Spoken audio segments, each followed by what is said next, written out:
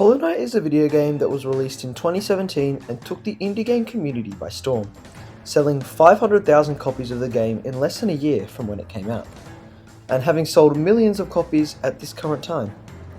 In this video, I would like to show you why this game's protagonist is the most powerful character in the whole indie games genre.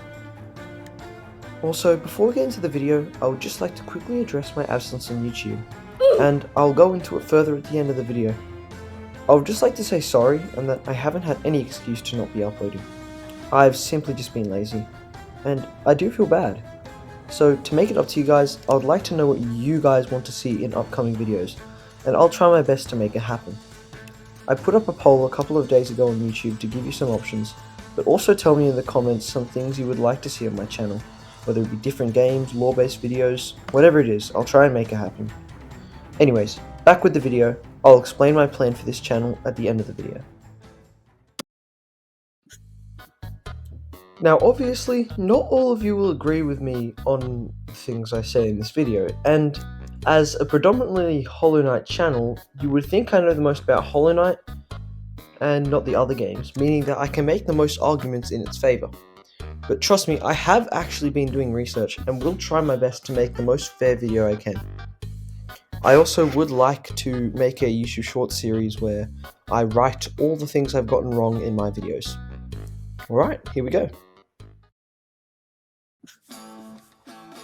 Firstly, I'm going to put our little knight up against the main protagonist of Hades, who is called Zagrias, and is the son of Hades, the Greek god of the underworld, and Persephone, Greek goddess of agriculture and vegetation.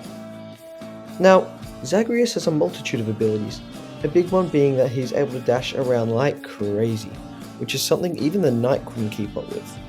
Unless, however, he used the Dash Master Charm. This would allow him to dash all around the place as well, right? But this does not mean that his gun will not be a problem, right? Yes. I mean, this is unfair. Zagrias gets a gun. I mean, we get a sword that's called a nail, but he gets a gun that's called the Adamant Rail. And remember, assuming that each mask of health is 1 HP, we have a base HP of only 5 at full power 9. We can also equip Fragile/Unbreakable Heart to get to 11 HP, which is enough to withstand 2 of the Adamant Rail shots. And that thing goes on rapid fire, so we're cooked if we get hit. The only way to win is by using spells, but we need soul for that. Let's think through it logically. First, Zagrias fires his gun at the knight, who then uses Shade Cloak to go through those bullets. Zagrias is then caught off guard, and the knight uses that opportunity to get enough hits to cast a spell. And then, the infinite cycle goes on until Zagrias dies. This infinite cycle being the knight using Descending Dark, which grants invincibility, and also does 60 damage. During that invincibility, the knight continues to regain soul, and, rinse and repeat, Zagrias is defeated. Next up, I'm going to put the knight up against some Rainworld characters, but not any of the slug cats, because the knight is obviously going to smash them into a billion pieces. Rainworld is an indie game that is about surviving in a hostile world while trying to escape the cycle, which is basically like a daytime cycle, except at the end of each day you need to find a place to shelter, otherwise deadly rain will either squash you or drown you. It is inspired from Buddhism and made by a small developer team named Video Cult.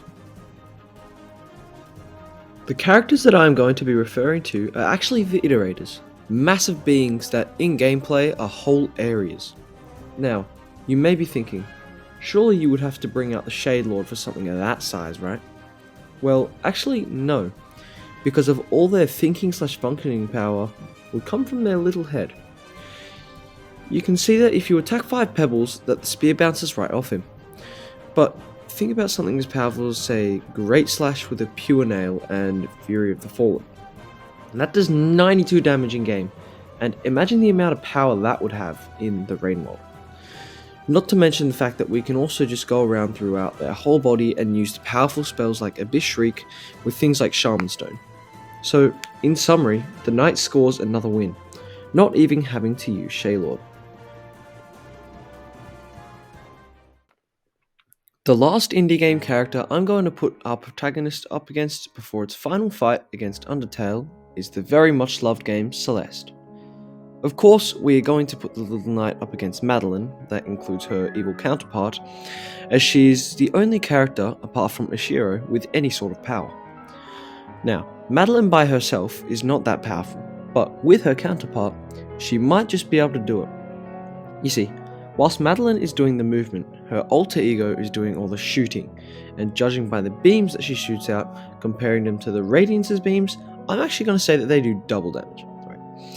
But the balls she shoots out are single damage. With this combo, the knight cannot charge up his crystal dash as it will be getting hit, and it is forced to chase using Shade Cloak / dash ability, assuming he is Sharp Shadow equipped. And the only way he would land a hit is by using spells, but you need soul for that. And everyone knows the only way to acquire soul is by striking enemies with the nail. Now, assuming Madeline has a double dash, because she's befriended her counterpart at the end of chapter 6, she would be able to escape the knight, as a double dash goes slightly faster than a Sharp Shadow. But I have a plan. We have 9 remaining charm slots, right?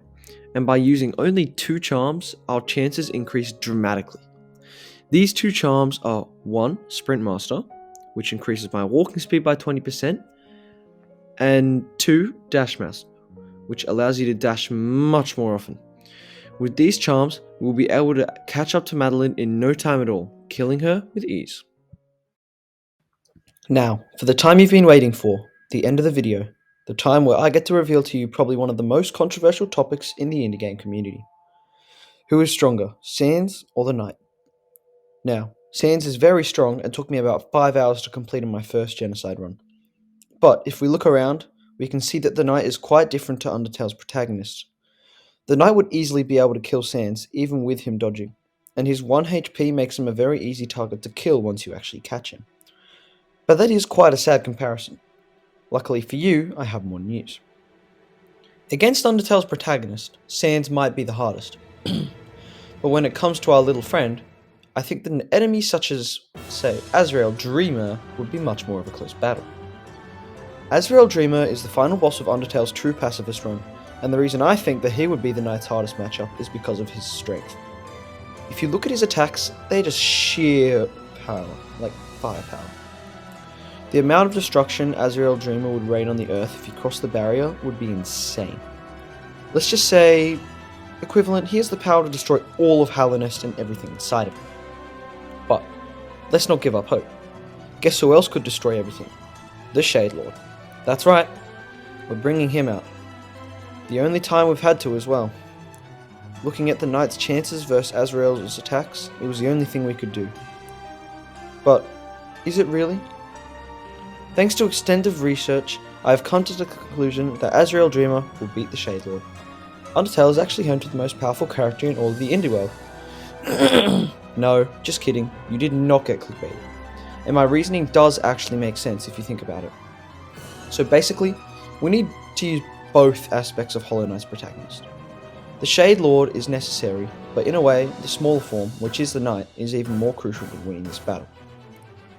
And the reason, you may be confused on why I'm using the Shade Lord, like that's not the protagonist of Hollow Knight, but remember at the end of Pantheon 5, the Shade Lord actually inhabits the Knight, and they kind of become one being, right? So just remember that. Anyway, to continue, we need both aspects, right? The key to this is the Dream Nail. The Dream Nail is an item that allows people to enter into a dreamlike state or end the legacy of already dead people. For example, using the Dream Nail on the bugs at Spirit's Glade. So once again, let's do some logical thinking. The Knight uses the Shade Lord to match Azrael Dreamer's strength. He uses his strength to move on to Azrael's second dreamlike stage. The Knight then turns into his small vessel body and uses the Dream Nail to finish his dream. Now, there you have it. The Dream Nail finishes the dream-like state that Azrael is in, therefore ending Azrael himself.